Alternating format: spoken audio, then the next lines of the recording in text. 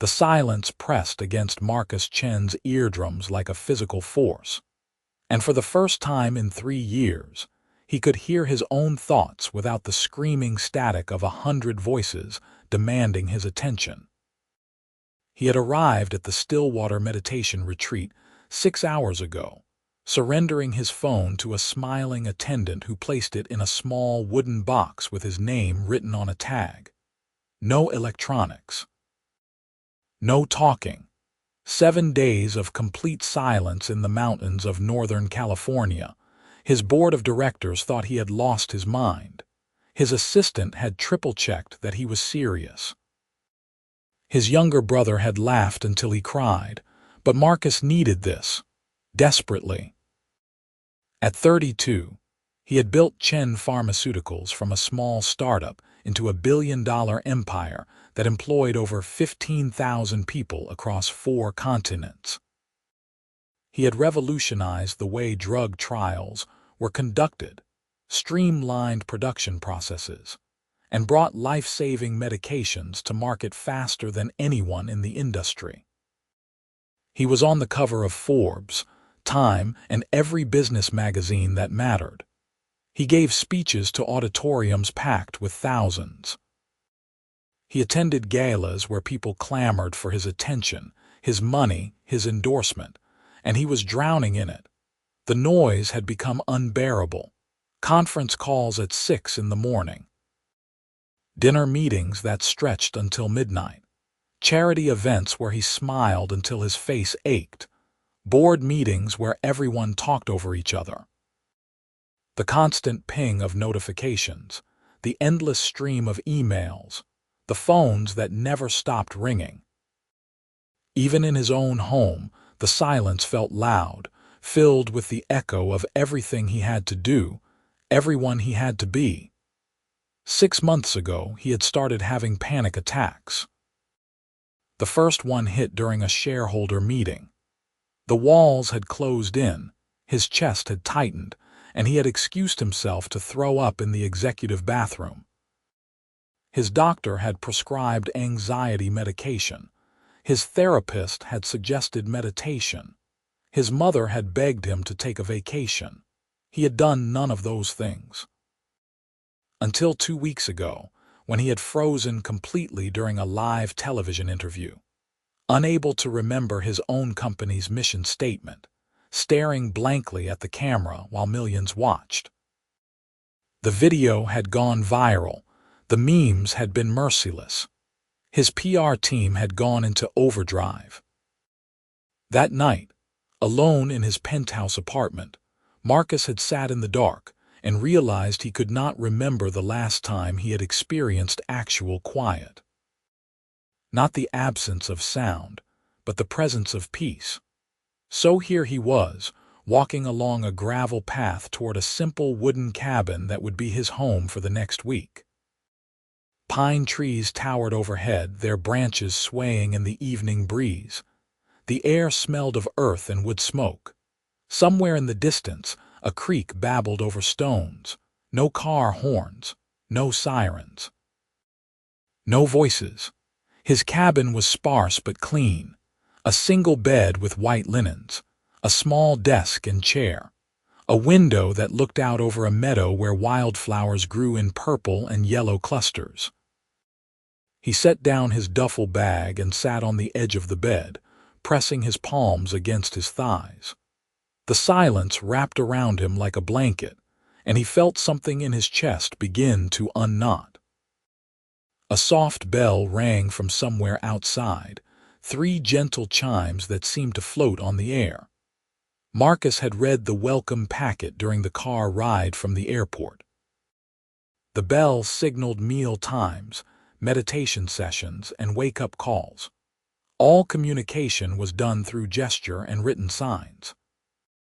Participants were encouraged to maintain silence even in their own minds, to let thoughts pass without engaging them. He stood and made his way to the dining hall, a large timber frame building with long wooden tables. About 30 other people were already seated, eating in complete silence. The only sounds were the quiet clink of silverware against plates and the occasional scrape of a chair.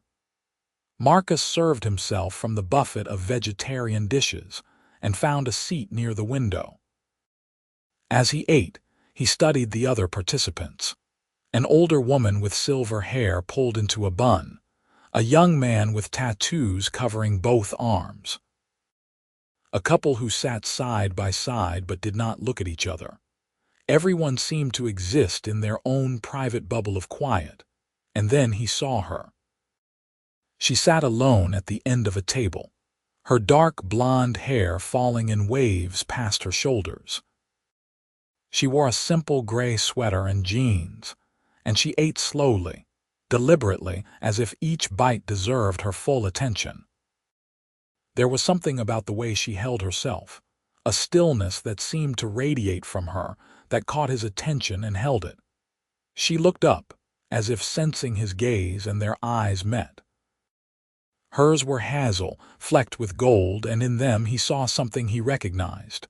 A weariness, a need for escape, a desperate hunger for silence. She did not smile, but she held his gaze for a long moment before returning to her meal. Something passed between them in that look, an understanding that needed no words. Marcus finished eating and returned to his cabin as dusk settled over the mountains. He lay in bed, listening to the absolute quiet, and thought about the woman with the hazel eyes. The next morning began before dawn. The bell rang at 5:30, and Marcus dressed in the darkness, pulling on sweatpants and a t-shirt. The meditation hall was a circular room with a domed ceiling and windows that faced east. Cushions were arranged in concentric circles on the floor. He chose a cushion near the back and lowered himself onto it, crossing his legs in what he hoped was the correct position. Other participants filtered in silently, taking their places.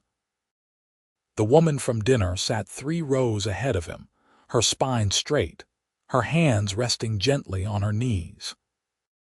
A meditation teacher, an elderly man with kind eyes and a shaved head, entered and rang a small bell. He did not speak. He simply sat, closed his eyes, and became still. Marcus closed his eyes and tried to do the same. His mind immediately exploded with noise. The quarterly earnings report needed his review. The merger with the German pharmaceutical company was stuck in legal limbo. His mother's birthday was next month, and he had not bought her a gift. The viral video of his television freeze had probably been seen by 50 million people by now. He needed to call his brother. He needed to email his assistant. He needed to check the stock prices. He needed to stop. Marcus forced himself to breathe, in through the nose, out through the mouth. The meditation teacher had written on a chalkboard before they began. When thoughts arise, acknowledge them and let them go. Return always to the breath. In, out, in, out. A memory surfaced unbidden. His father, before the cancer took him, sitting in the garden behind their old house in San Francisco. His father had been a quiet man, an accountant who found joy in small things. The smell of jasmine, the taste of oolong tea, the feeling of sun on his face. "You think too much, Marcus," he used to say. "Sometimes you just need to be." Marcus felt tears prick behind his closed eyelids. The hour passed in what felt like both an eternity and an instant. When the bell rang to signal the end of meditation, Marcus opened his eyes feeling raw and exhausted, as if he had run a marathon. The woman 3 rows ahead stood gracefully and walked toward the door. As she passed him, she glanced down, and again their eyes met. This time, the corner of her mouth lifted in the smallest of smiles, a gesture of solidarity. The days began to develop a rhythm: 5:30 meditation, 7 o'clock breakfast, 9 o'clock walking meditation through the forest trails, Noon lunch. 2 o'clock silent work period where participants could journal, read, or simply sit. 4 o'clock meditation. 6 o'clock dinner. 8 o'clock evening meditation. 9 o'clock lights out. Marcus found himself looking for the woman at each gathering. He learned the way she moved, fluid and unhurried. He noticed that she always sat in the same spot during meditation, always chose vegetables over fruit at breakfast, always walked the longest trail during walking meditation. On the third day, they ended up walking the same trail. The path wound through towering redwoods, the filtered sunlight creating patterns on the forest floor. She walked ahead of him, her steps silent on the soft earth. Marcus kept his distance, not wanting to intrude but grateful for her presence. She stopped at a clearing where a fallen log lay across the path. Instead of stepping over it, she sat down on it, tilting her face up to the patches of sky visible through the canopy. Marcus hesitated, then walked forward and sat on the other end of the log, leaving several feet between them. They sat in silence, surrounded by the sounds of the forest, birds calling, insects humming, the whisper of wind through branches. It should have been awkward sitting with a stranger without speaking, but it was not. It was comfortable, natural. After 10 minutes, she stood and continued down the trail. Marcus followed at a respectful distance.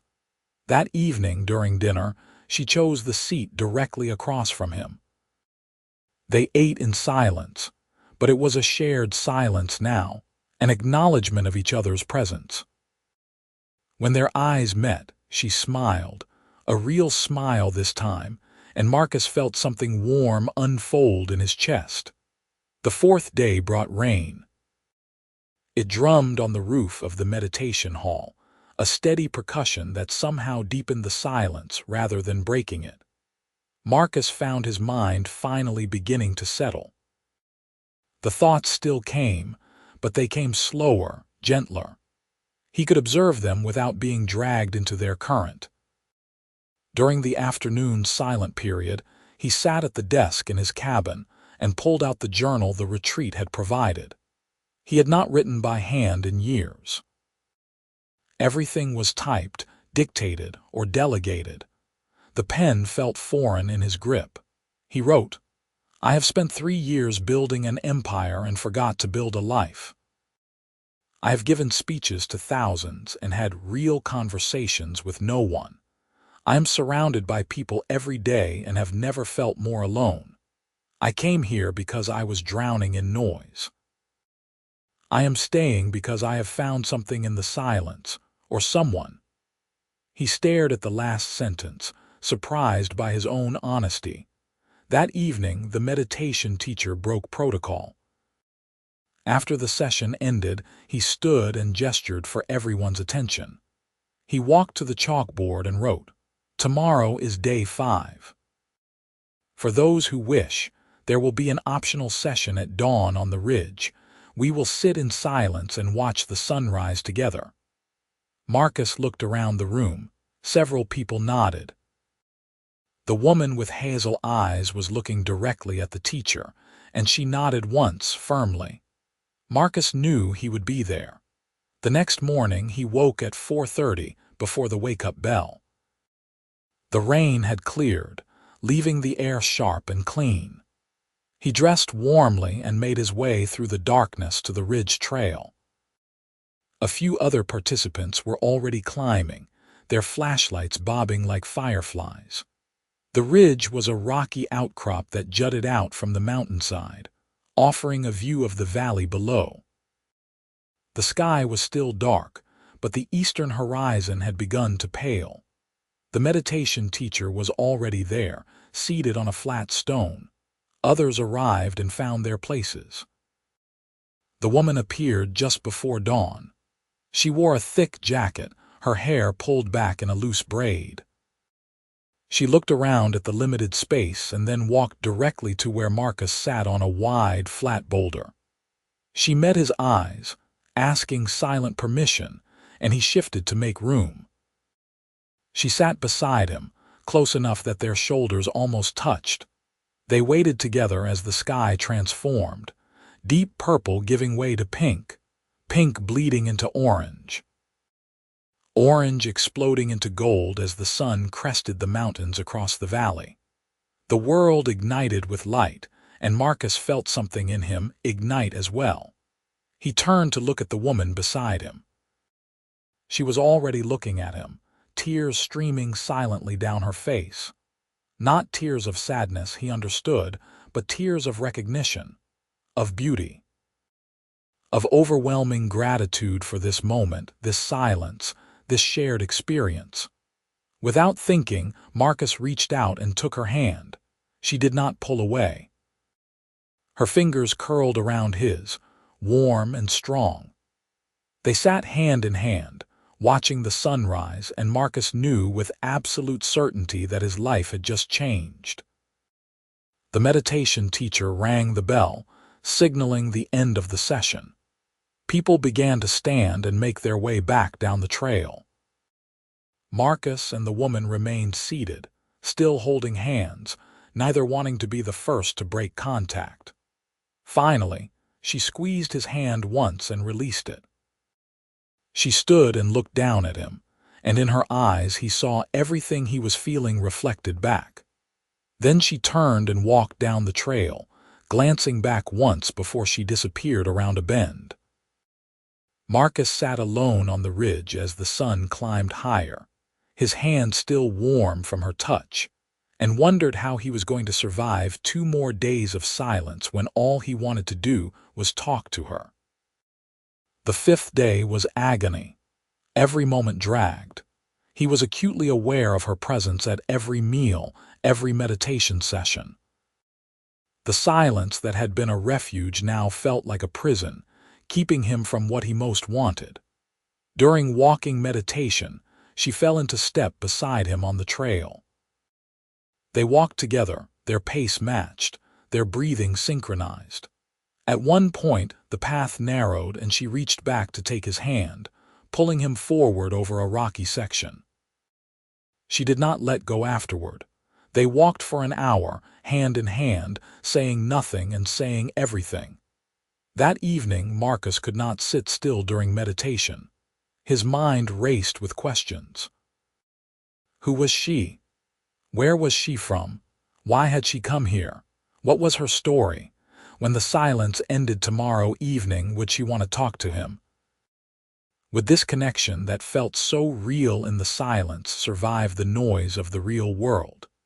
He opened his eyes and found her looking at him from across the meditation hall. She smiled, a small, secret smile, and placed her hand over her heart. Then she pointed at him. The message was clear: I see you. I feel this too. Marcus pressed his own hand to his chest and nodded. The 6th day, the final full day of silence, arrived with a sense of anticipation that hummed through the retreat like an electrical current. Everyone knew that tomorrow evening the silence would be lifted. There would be a closing ceremony, a shared meal with conversation, and then departure the following morning. Marcus spent the morning meditation composing speeches in his head, trying out different opening lines. Hi, I am Marcus. Too formal. I feel like I know you, but I do not even know your name. Too intense. This week has been incredible. Too generic. He was the CEO of a billion-dollar company. He had given keynote speeches at international conferences.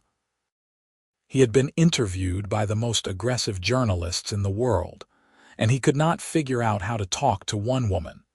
During lunch, she slid a piece of paper across the table to him.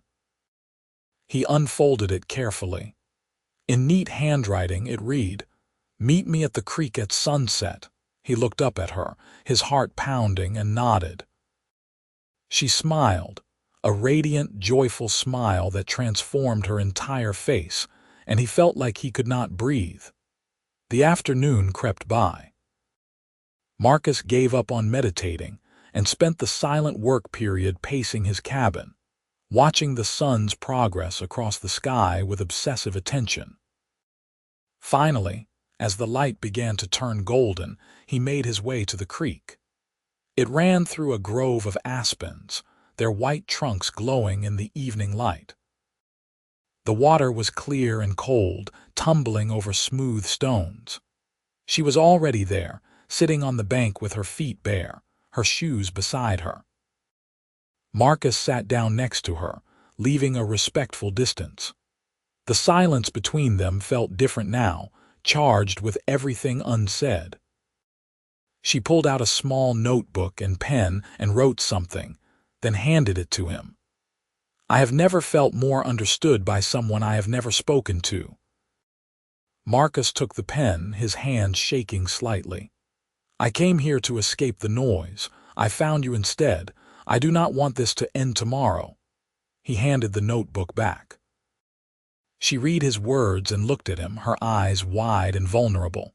She wrote, "I am scared that when we start talking, this will disappear, that the real world will ruin this." Marcus took the pen. "Then let's make a promise. When we talk tomorrow, we will be honest. We will be real. We will not let the outside world tell us what this is or is not." She read his words and nodded slowly. Then she tore out the page, folded it carefully, and tucked it into her pocket. She wrote on a fresh page, "Deal." She set down the notebook and shifted closer to him until their shoulders touched. They sat together as the sun sank lower, painting the sky in shades of purple and rose. The creek sang its endless song. The aspens rustled their leaves. As full darkness fell, she leaned her head against his shoulder. Marcus held very still, afraid to break the moment. Then, slowly, he wrapped his arm around her shoulders. She melted into his side with a soft sigh, and they sat like that until the stars came out. When they finally walked back to the cabins, she squeezed his hand 3 times before letting go. The 7th day vibrated with an energy that was almost uncomfortable. The final meditation session was shorter, only 30 minutes. Afterward, the meditation teacher stood and spoke for the first time since the welcome session. "The silence we have shared this week is not meant to be left behind when you leave this place," he said, his voice soft but carrying. "It is a gift you carry within you. In a world that demands noise, you now know the power of stillness. You have remembered how to hear yourself. Take this back to your lives." He rang the bell one final time, officially ending the silence. For a moment, no one spoke.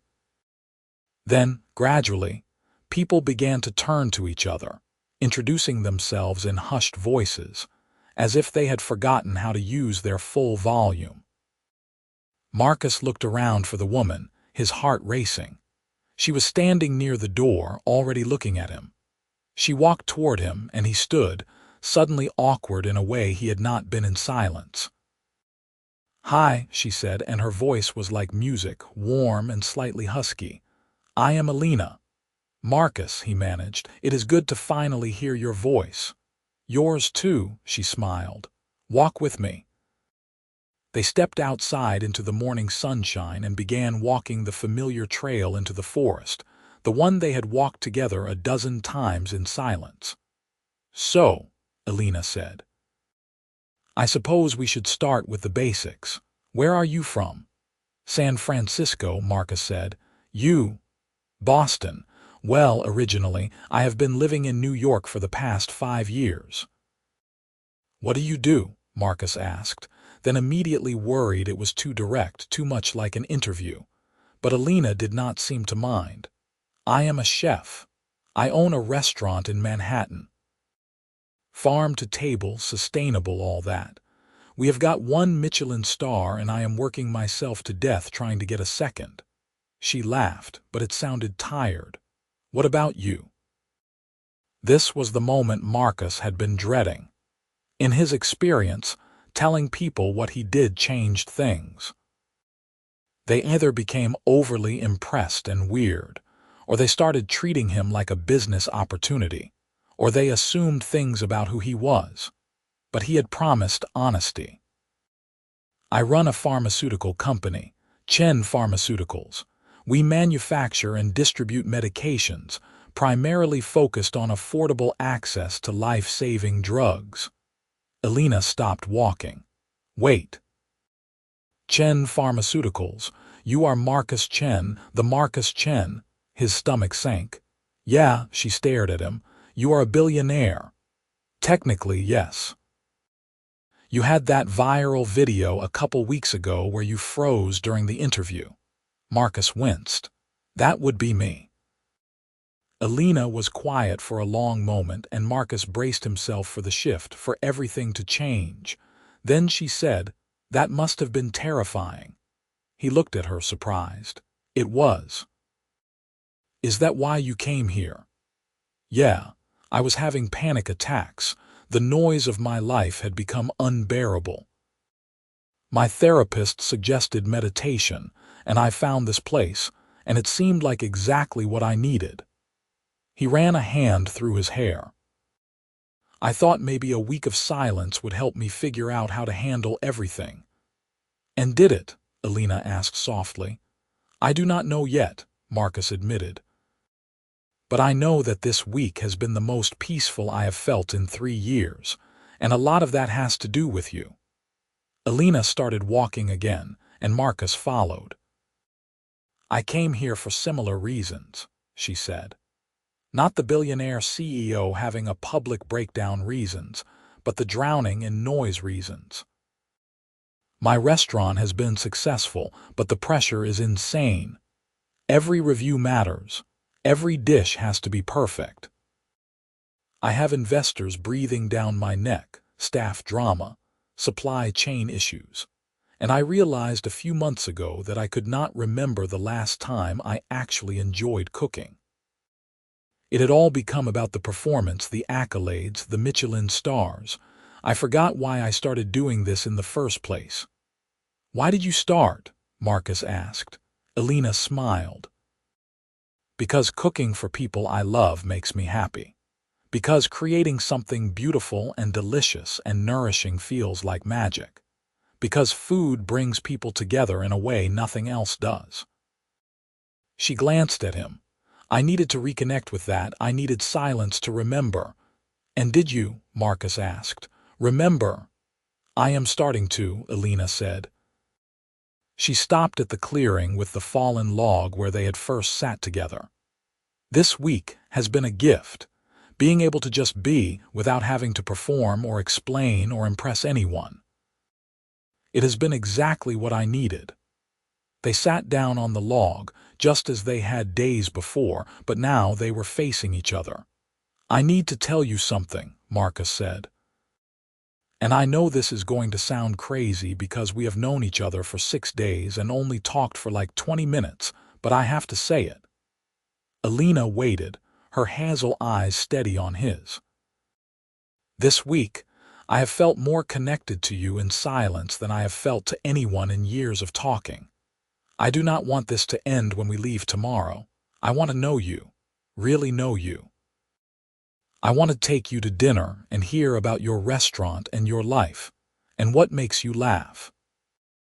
I want to tell you terrible stories about board meetings and my family, and the time I accidentally shorted my own company's stock. I want to see if this thing between us survives in the real world." He took a breath. "Is that completely insane?" Alina was quiet for a moment. Then she said, "I live in New York. You live in San Francisco. I know, we have very demanding careers. I know.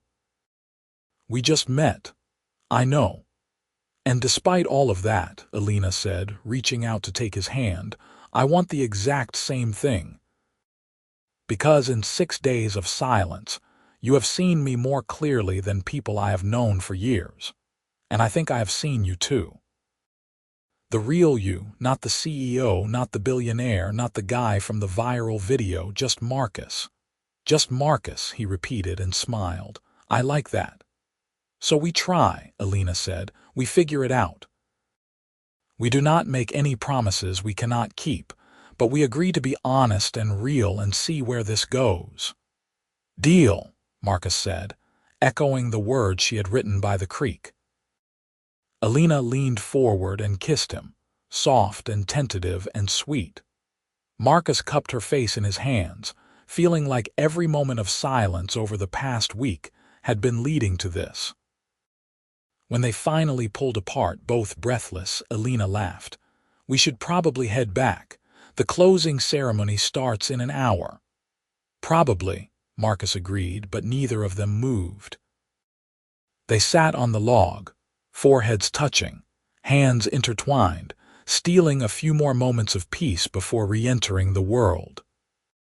The closing ceremony was held in the dining hall, which had been transformed with candles and flowers. Everyone gathered around the long tables, which had been pushed together to form one large square. The meditation teacher stood at the head. "This week, you have all practiced the discipline of silence," he said. "Now I invite you to practice the discipline of deep listening. Share, if you wish, what you discovered in the silence." People began to speak, one by one. Stories of revelation, of healing, of rediscovery.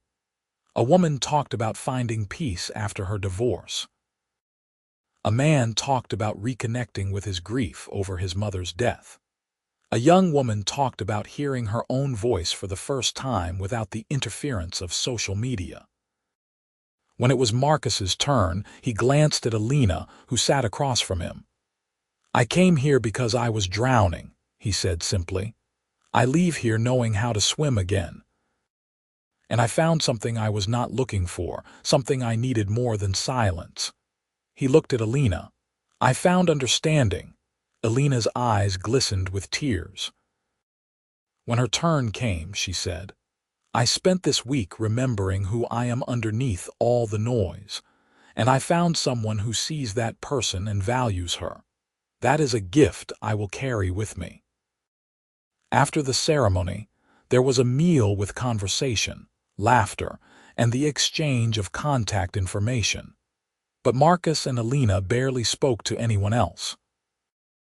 They sat together, knees touching under the table, talking in low voices about everything and nothing. "When is your flight tomorrow?" Alina asked. "2 in the afternoon. You?" 11 in the morning. She made a face. "I have to get back. My sous chef has probably staged a mutiny by now. I pushed a major meeting to next week, but I have a conference call tomorrow evening that I cannot miss," Marcus said. He played with her fingers. "So what is the plan? We are on opposite coasts." "Well," Alina said thoughtfully, "my restaurant is closed on Mondays, and I assume you can work from anywhere." "I can," Marcus confirmed. "So maybe we alternate. I come to San Francisco one weekend, you come to New York the next. We video call in between. We take it slow, but we take it seriously." "I can do that," Marcus said. "But I need you to know I do not do anything halfway. If we are doing this, I am all in." Alina smiled. "Good, so am I." They stayed up late into the night, walking the trails under the stars, talking about their childhoods, their families, their dreams. Marcus learned that Alina had grown up in a big Italian-Greek family in Boston, that her grandmother had taught her to cook, that she had worked her way up from line cook to head chef to owner through sheer determination and talent. Alina learned that Marcus had started his company in a garage with 2 friends from MIT, that his father's struggle to afford cancer medication had inspired his focus on accessibility, that he had a terrible addiction to bad reality TV that he watched to turn off his brain. As dawn approached, they found themselves back at the creek, sitting on the bank where they had exchanged written promises. "I am scared," Alina admitted. "I have not let anyone get close in a long time. My last relationship ended because he could not handle my work schedule. He wanted someone who would make him the priority, and I could not do that. I am scared too, Marcus said. I have not dated seriously since I started the company. Most people want to date the billionaire, not the guy who stress eats cereal for dinner and has panic attacks in bathrooms. I like the guy who stress eats cereal, Alina said. That guy is real. I like the woman who forgot why she loved cooking, Marcus said, because I understand her. They kissed again as the sun rose on their last morning at the retreat, the light spilling golden across the mountains, and Marcus thought that he had come seeking silence, but found something so much better. The goodbyes the next morning were harder than Marcus had anticipated. He stood with Alina in the parking lot, her suitcase at her feet, his rental car behind him. "This is not goodbye," Alina said firmly. "This is I will see you soon." "Next weekend," Marcus said. "Come to San Francisco, I will show you around, take you to my favorite places. We can go to Napa if you want." "I would love that," Alina said.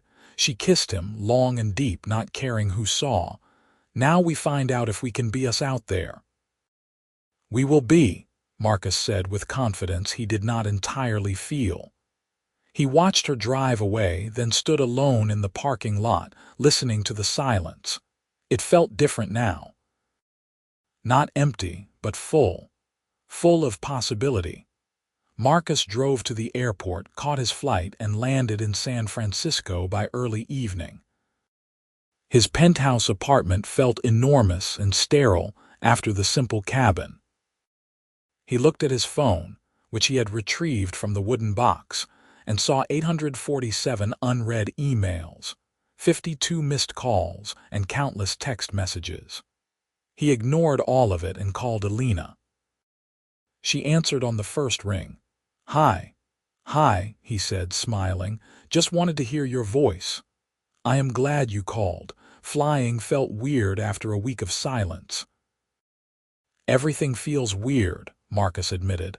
"My apartment is too big, the city is too loud, I keep wanting to be back there." "Me too," Alina said softly. "But we bring it with us, right? The silence. The peace, we carry it inside." "Yeah," Marcus said, "we do." They talked for 2 hours, until Alina had to go deal with a crisis at the restaurant involving a broken freezer and several $1,000s of fish.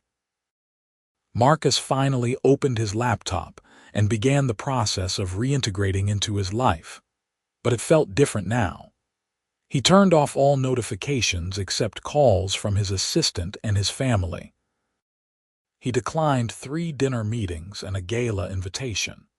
He blocked off Monday through Wednesday of the following week as unavailable. His assistant asked if he was feeling okay. He told her he was feeling better than he had in years. The week crawled by. Marcus video called with Alina every evening, learning the rhythms of her life. He watched her cook dinner in her tiny New York apartment kitchen, her hands moving with practiced grace as she told him about her day. She watched him review reports while sitting cross-legged on his couch in sweatpants, asking questions that made him think about his business in new ways. "Why do you keep the patents if your whole mission is accessibility?" she asked one night. Marcus paused. "What do you mean?" "Well, you said you started the company because your dad could not afford his medication. But pharmaceutical patents are what keep drug prices high. Have you considered open sourcing some of your formulas?" Marcus stared at her through the screen. "That would tank our stock price. Would it? Or would it change what your company stands for in a way that actually attracts different investors, people who care about impact over profit margins?" The question nagged at Marcus for days. He brought it up in his next board meeting, expecting resistance. Instead, 2 board members admitted they had been thinking the same thing. By the end of the week, Marcus had tasked a team with exploring a hybrid model that could make certain essential medications available at cost while maintaining profitability on newer drugs. "You are changing my whole business model," he told Alina during their Friday night call. "Is that a bad thing?" she asked. "No," Marcus said. "It is terrifying and exhilarating and exactly what I needed. You see things clearly because you are not buried in it like I am." "You do the same for me," Alina said. "I have been thinking about what you said about remembering why I cook. I'm planning a staff dinner next week just for the team. No critics, no pressure. Just cooking food I love for people I care about." "I wish I could be there," Marcus said. "Next month," Alina promised, "I will cook for you. Really cook, not just the menu stuff. My grandmother's recipes." "I cannot wait," Marcus said and meant it. When Friday finally arrived, Marcus picked Alina up from the airport himself, ignoring his assistant's offer to send a car service. She came through the arrival's gate, wearing jeans and a leather jacket, her hair loose around her shoulders, and Marcus felt his heart actually skip a beat. "Hi," she said, dropping her bag and hugging him tightly. "Hi," he breathed into her hair. "You are really here." "I am really here." Marcus had planned the entire weekend meticulously. Dinner at a small Italian place in North Beach that reminded him of her family stories. Breakfast at a hole-in-the-wall diner that served the best pancakes in the city. A walk across the Golden Gate Bridge. A private tour of his pharmaceutical facility because Alina had asked to see it. A drive up to Napa for wine tasting and a picnic in a vineyard. But the best moments were the unplanned ones. Cooking breakfast together in his kitchen, Alina teaching him how to properly dice an onion while laughing at his terrible knife skills. Sitting on his balcony at sunset, her feet in his lap, talking about their families. Waking up Sunday morning with her asleep beside him, her hair spread across his pillow, and feeling a sense of rightness that he had never experienced before. "I do not want you to leave," Marcus said Sunday afternoon as they drove to the airport. "I do not want to leave," Alina said, "but I have to, and you will come to New York next weekend." "I will," Marcus promised. The pattern established itself over the following weeks. Marcus flew to New York. Alina flew to San Francisco. They video called every night, sometimes talking for hours, sometimes just sitting in comfortable silence while they worked. Marcus met Alina's best friend, her sous chef May, who grilled him about his intentions until Alina threw a dish towel at her. Alina met Marcus's brother David, who embarrassed him with childhood stories, and then pulled her aside to tell her that Marcus smiled more in the past month than he had in 3 years. 2 months in, they had their first real fight. Marcus had to cancel a trip to New York at the last minute because of an emergency board meeting. Alina understood intellectually, but emotionally she was hurt and frustrated. "I rearranged my whole schedule for this weekend," she said over video call, her voice tight. "I turned down a huge catering opportunity. I have been looking forward to seeing you all week." "I know, and I am so sorry," Marcus said. "But this merger is falling apart, and if I do not handle it personally, we could lose the deal and 1,500 jobs." "I get it," Alina said. "I do. But it feels like your work will always come first." "That is not fair," Marcus said, his own frustration rising. "You have canceled on me twice because of restaurant emergencies." "That is different. Those were actual emergencies, not just meetings." "This is an emergency," Marcus shot back.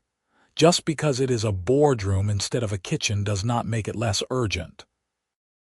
They stared at each other through the screen, both angry, both hurt. Finally, Alina sighed. "I am sorry, you are right. I am just disappointed." "I am disappointed too," Marcus said quietly. "I was really looking forward to seeing you. What if I fly out Tuesday instead? I can work from New York for the rest of the week." Alina's face softened. "You would do that?" "Of course I would." "You are my priority, Alina. Sometimes work demands my immediate attention, but you are what matters." "Okay," she said. "Tuesday works. And Marcus, I am sorry I snapped at you." "I am sorry I canceled," he said. "We will figure this out, we just need to communicate." "Yeah," Alina agreed. "We do." Tuesday came, and Marcus showed up at Alina's apartment at midnight with takeout from her favorite Thai place and flowers from the bodega on the corner. She opened the door in pajamas, her hair in a messy bun, and kissed him until he dropped the takeout bag. "I missed you," she said. "I missed you too," he said. "So much." They ate pad thai on her couch and talked through the fight properly, setting boundaries and expectations. Marcus promised to give her as much notice as possible when work conflicts arose. Alina promised to be more understanding about the demands of running a billion-dollar company. They both promised to make their relationship the priority whenever possible. "I am in love with you," Marcus said suddenly. "I know it has only been 2 months and maybe it is too soon to say it, but I am in love with you." Alina set down her takeout container. "I am in love with you too. I think I have been since we held hands watching the sunrise." They made love that night with a tenderness and intensity that left them both breathless and awed. Afterward, lying tangled together in Alina's bed, Marcus felt a certainty settle into his bones. "Move in with me," he said. Alina propped herself up on one elbow. "What?" "Move to San Francisco." "Move in with me. I know it is a huge ask. I know you have your restaurant and your life in New York, but we could make it work. You could open a second location in San Francisco or consult or take some time to figure out what you want. I have resources. I can help." "Marcus," Alina said carefully, "I cannot just leave my restaurant. I have staff who depend on me, investors, contracts." "I know," Marcus said. "I am not asking you to give anything up. I am asking you to build something new with me, together." Alina was quiet for a long time. "Can I think about it?" "Of course," Marcus said, trying not to let his disappointment show. But Alina saw it anyway. She kissed him softly. "I am not saying no. I am saying let me think about how to make this work, because I want to be with you, Marcus. I want that more than I have wanted anything in a long time. I just need to figure out the logistics." "Okay," Marcus said. "Take all the time you need." 3 weeks later, Alina called him at 7 in the morning on a Monday. "I have a proposal," she said without preamble. Marcus sat up in bed, instantly awake. "I am listening." "I promote May to head chef and make her a partner in the New York restaurant. I spend 2 weeks a month in San Francisco, 2 weeks in New York. On the San Francisco weeks, I consult, I develop recipes, I work on a cookbook I have been putting off for years. On the New York weeks, I oversee the restaurant, I work with May, I keep my hand in. We split our time between both cities until we figure out the next step." "Yes," Marcus said immediately. Alina laughed. "You did not even think about it." "I do not need to think about it. I want you in my life, and I will take you however I can get you. 2 weeks a month is better than 2 days a month." "Okay then," Alina said, and he could hear the smile in her voice. "Let us do this." The transition was not seamless. There were growing pains and adjustments. Alina struggled with not being in her restaurant every day. Marcus struggled with sharing his space after years of living alone. They had fights about stupid things, like how to load the dishwasher and whose turn it was to pick the restaurant for date night. But they worked through it. They learned each other's rhythms and needs. Marcus learned that Alina needed space when she was developing new recipes, that she would disappear into his kitchen for hours, and emerge with something extraordinary. Alina learned that Marcus needed absolute silence for his early morning calls with his international offices, that he would wake at 5 and tiptoe around the apartment trying not to disturb her. 6 months after Alina moved in, Marcus took her back to the Stillwater meditation retreat. They spent a week in silence again, but it felt different this time. They knew each other now, deeply and fully. The silence was not about discovery, but about renewal. On the last night, they sat by the creek where they had written their first promises to each other. "I want to spend my life with you," Marcus said. "I want to build a life that honors both our needs. I want quiet mornings and loud laughter. I want to support your dreams and share mine. I want to have children someday and teach them the value of silence in a noisy world. I want to grow old with you." He pulled a small box from his pocket and opened it. Inside was a simple platinum band with a single diamond. "Alina, will you marry me?" Alina laughed and cried at the same time, her hands covering her mouth. "Yes, yes, absolutely yes." Marcus slipped the ring onto her finger, and she kissed him as the creek sang beside them, the same water flowing that had witnessed their first tentative connection. They married 6 months later in a small ceremony in the redwood forest, surrounded by close family and friends. The meditation teacher from Stillwater officiated. There was a moment of silence during the ceremony, a full minute where everyone sat quietly, honoring the silence that had brought Marcus and Alina together. At the reception, Alina's grandmother pulled Marcus aside. "You take care of my girl," she said in her thick accent. "I will," Marcus promised. "She saved my life, you know." "You saved hers too," the grandmother said wisely. "You gave each other permission to be quiet in a loud world. That is love." Alina opened a second restaurant in San Francisco a year later, a smaller, more intimate space that focused on the kind of cooking she had fallen in love with as a child. It earned a Michelin star within 6 months, but Alina cared less about that than she did about the joy it brought her. Marcus restructured his company to focus on impact over profit, opening several patents and launching an initiative to provide essential medications at cost to underserved communities. The stock price took a hit initially, but recovered as socially conscious investors bought in. He reduced his hours, delegated more, and protected his time with Alina fiercely. They built a life that balanced noise and silence. Marcus still gave speeches and attended conferences, but he always came home to quiet evenings with Alina. Alina still worked long hours at her restaurants, but she took Mondays off to rest and recharge. They went back to Stillwater every year for a week of silence, a reset button on their busy lives. 2 years after they married, Alina told Marcus she was pregnant. He cried, pressing his hand to her still flat stomach, overwhelmed with gratitude. Their daughter was born on a quiet Tuesday morning in spring. They named her Grace because she was a gift they had not known to ask for. Marcus held her in the hospital room, his loud, demanding, miraculous world suddenly condensed to this tiny person sleeping in his arms. "Thank you," he whispered to Alina, who watched them with tired, happy eyes. "For what?"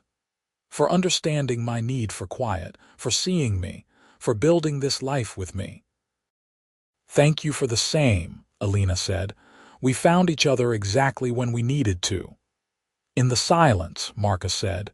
"In the silence," Alina agreed. Grace grew into a bright, curious child who loved both the bustle of her mother's restaurants and the peace of the forest. Marcus and Alina taught her to meditate before she could read, to value silence as much as conversation, to listen as much as she spoke. On Grace's 5th birthday, they took her to Stillwater for the first time. She ran through the trails with delight, climbed the trees, splashed in the creek.